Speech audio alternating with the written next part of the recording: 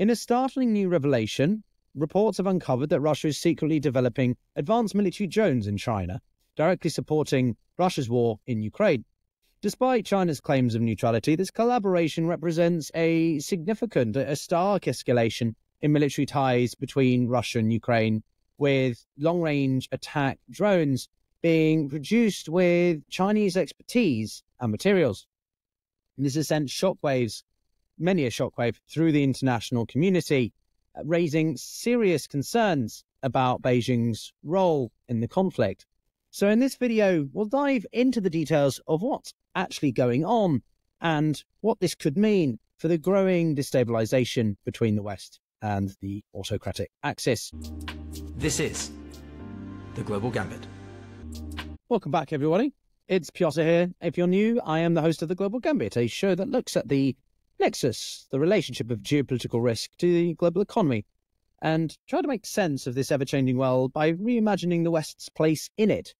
Now, this revelation that was first covered in exclusive by Reuters has shed light on a really secretive and shocking Russian drone production program within China, a development that has, unsurprisingly, alarmed the United States and its allies. According to various intelligence reports and internal documents, Russia's state-owned arms firm Imez Kupol has established a facility in China to develop and produce long-range attack drones, specifically for the use in the ongoing war against Ukraine. The drone in question is called the Garpia 3 or G3, and is an upgraded model designed with significant assistance from Chinese specialists, not just something that Russia is developing in-house, but actually with China's input. This cooperation marks a significant escalation in the military-industrial relationship between the two, and would arguably mean that China is no longer just providing non-lethal aid to Russia. China has long supplied dual-use technology, such as microchips and other components. This is one of the first instances, though, where actual whole weapon systems, specifically military drones, are being developed, manufactured and such with Chinese expertise and materials. The G3 drone has the capability to travel about 2,000 kilometers with a payload of about 50 kilograms, offering Russia a very new, powerful tool in its conflict, particularly when we take into context the role of the Iranian drones that Russia has been using for many months at this point. Now, whilst Beijing has denied any knowledge of this project, claiming it exercises strict control over arms exports, the evidence points to a much deeper involvement than any Western institution thought. Sources indicate that 7 drones, including 2 G3s, have already actually been delivered to Russia, further, deepening escalating concerns in the West about their potential usage. The US and Britain particularly have expressed concerns, and the White House has called on China to ensure that its companies don't provide this new lethal designation of aid. This incident, if it were to be confirmed, would represent a direct and very almost awkward contradiction to China's public stance of its so-claimed neutrality in Ukraine. And keep in mind, China is more like a benevolent neutral entity, as the US was in the Second World War.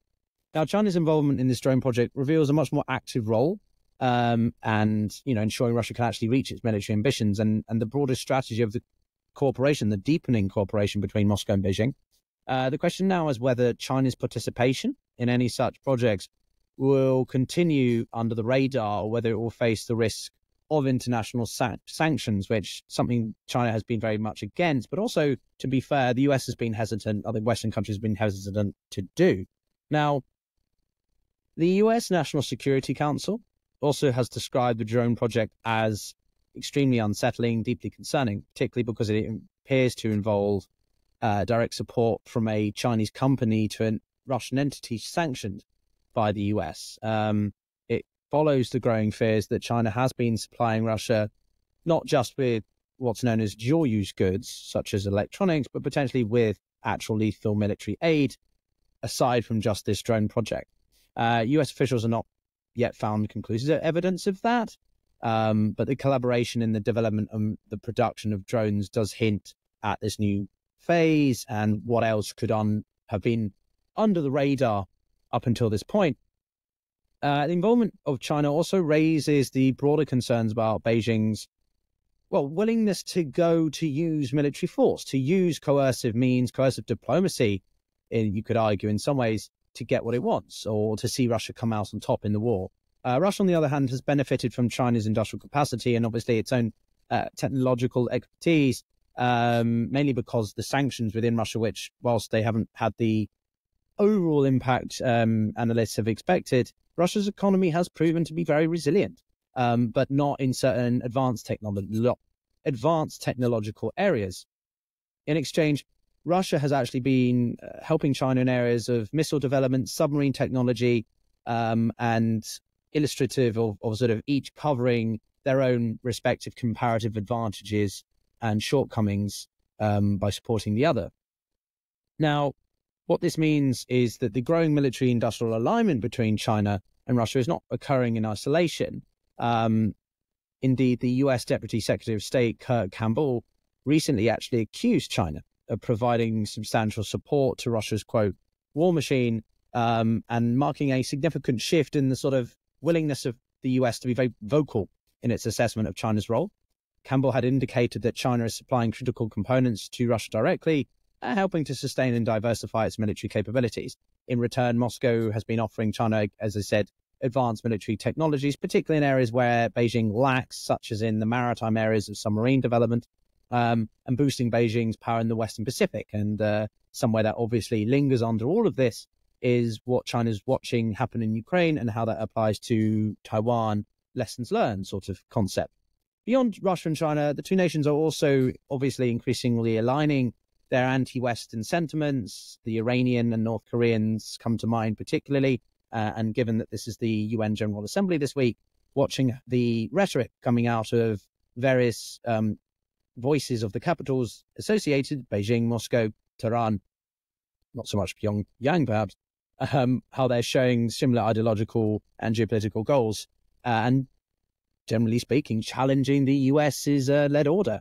For instance, the North Koreans and the Iranians have supplied Russia with hundreds of these missiles, hundreds of drones, artillery shells, and are absolutely fundamental to Russia's overall strategy now. The strategic partnership signed between the Russians and the North Koreans, which we also had a video on, is case in point, and shows you that whilst you would think that this is very much a lopsided relationship, it's actually not the case, with what you consider to be bigger powers like Russia being quite dependent on the smaller powers for their know-how and providing the countries with valuable technology. And so all these recent developments point to a broader idea of what some people call between the authoritarian regimes, the autocratic axis, as I like to call it, and how these four are really deepening their ties, but particularly in the areas of exchanging military technology and collaborating in ways that present a significant long-term threat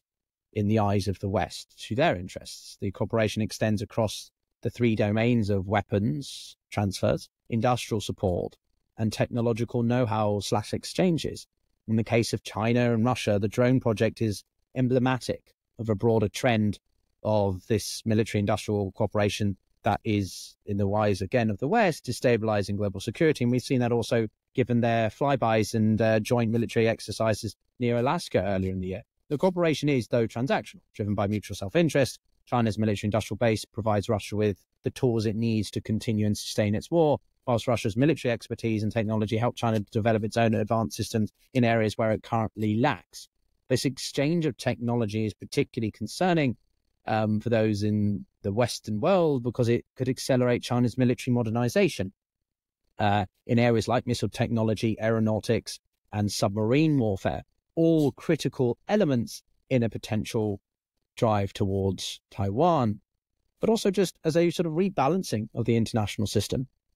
Overall, these growing cooperative efforts by the four, but particularly Russia and China in the new report by Reuters, is a stark reminder of the evolving global power dynamics, and that with the support of smaller, perhaps more niche nations, if you like, this new axis of powers are intent on really not just challenging, but reimagining and creating the world.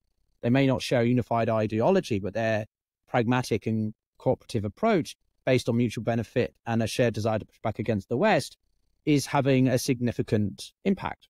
The Axis is, I think we can say, really beginning to challenge global security in that way, and its members are growing more emboldened and defiant in their international norms. And the longer that the wars grow on, the more that it perhaps tires certain parties, but reinvigorates others, particularly if they're thinking about long-term strategic alignment and trying to really imagine a system, a world, which is more beneficial to them. Thank you very much, though, for watching, everyone. If you enjoyed the video, then do consider giving it a like and subscribe. I always appreciate the support as we reach 30,000 subscribers. That's quite a number. I'm very excited to have so many of you as part of the community. But as always, do check out this video on screen if you want more information about what's happening between Russia and China in the context of Asia.